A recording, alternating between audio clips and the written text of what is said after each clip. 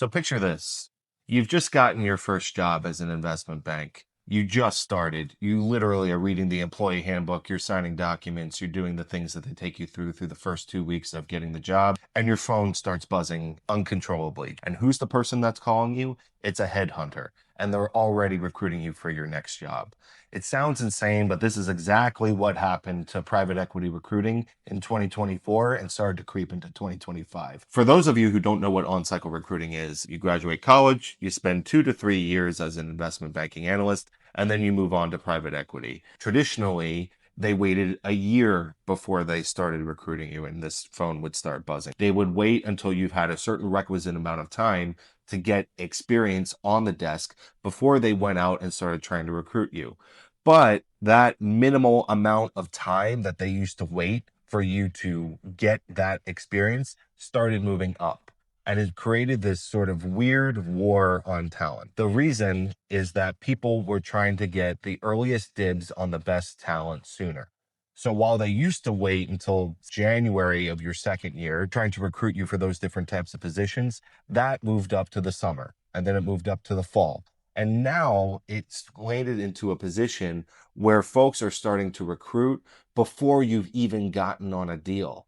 Think about that for a second. It would be like trying to recruit people into Top Gun before you've even gotten out of the simulator. It doesn't make any sense. So, Jamie Dimon, the CEO of JP Morgan, said, anyone who accepts an offer to go work somewhere else before you've gotten outside of your 18 months in the investment banking class is going to be fired. Pure and simple. His quote was, "You will be provided notice and your employment with the firm will end." So what did this do? Well, people paused.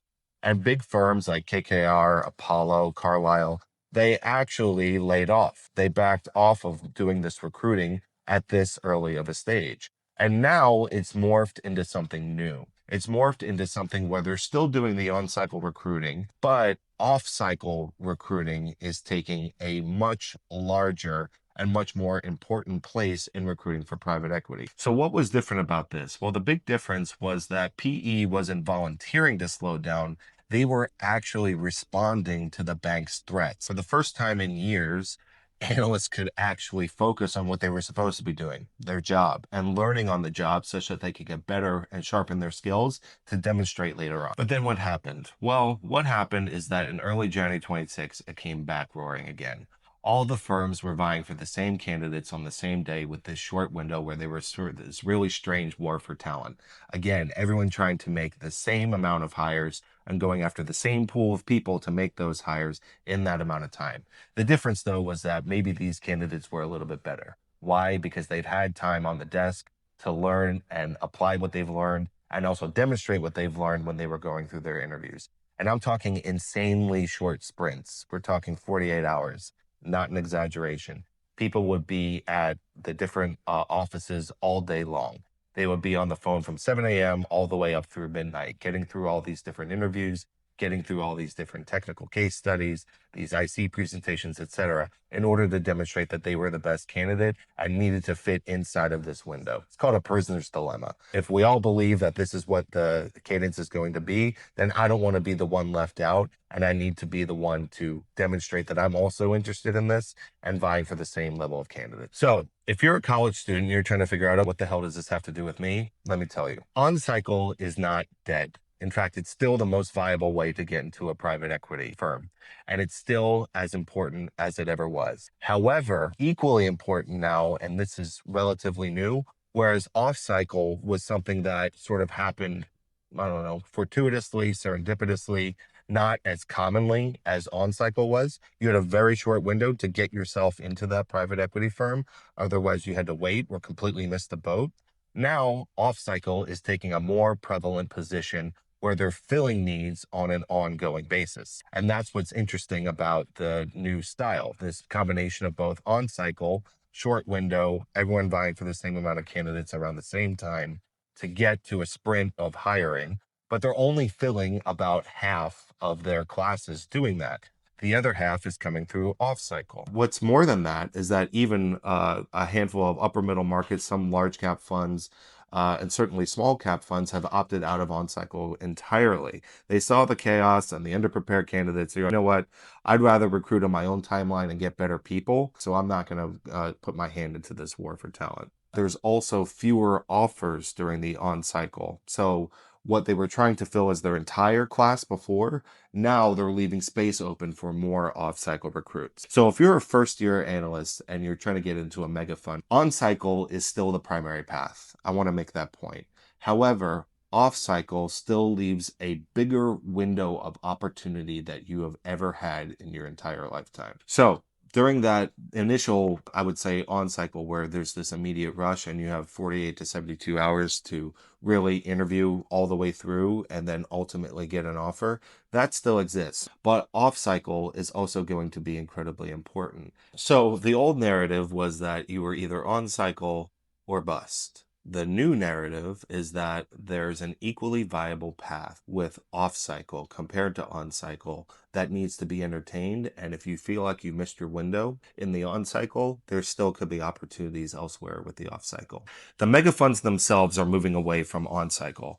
Apollo, one of the largest PE firms in the world, explicitly said that it fills less than half its associate class through on cycle. That means that the other half is filled with off cycle. And they're not the only ones.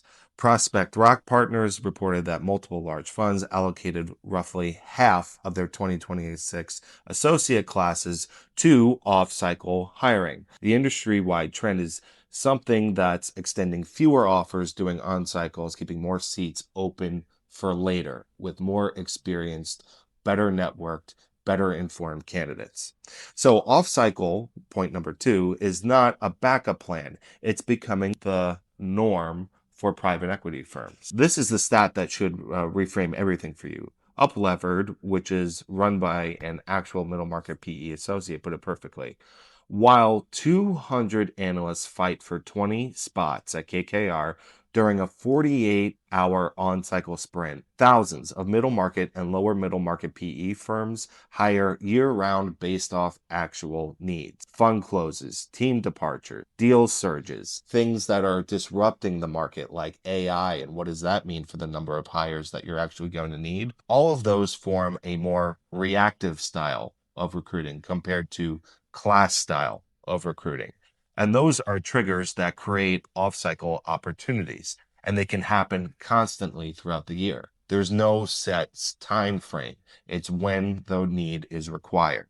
Mergers and Inquisition says it directly. If you use your first year in banking to gain solid deal experience, your odds of winning a PE offer will improve through off-cycle recruiting. So, in a really weird kind of way, the off-cycle process is fundamentally different, but it could arguably be better. They found in a survey done by Hedrick and Struggles that an average principal in a direct lending fund generates about 2.9 million in carried interest across a 5-year cycle. You don't need to be at Blackstone for the math to work. So, what does this all mean? If you're at a top bank and on cycle is available to you, prepare for it, but don't treat it as do or die. If you've missed it, you haven't missed your shot at PE. People leaving, deal changes, fund closes, all different things that stimulate the need for people at different times. So if you take one thing from this video, let it be this. The on-cycle obsession that comes from all these things you see on Instagram or Twitter or TikTok or whatever the heck it is, WSO, they are painting it as the norm, but it's not really the norm anymore.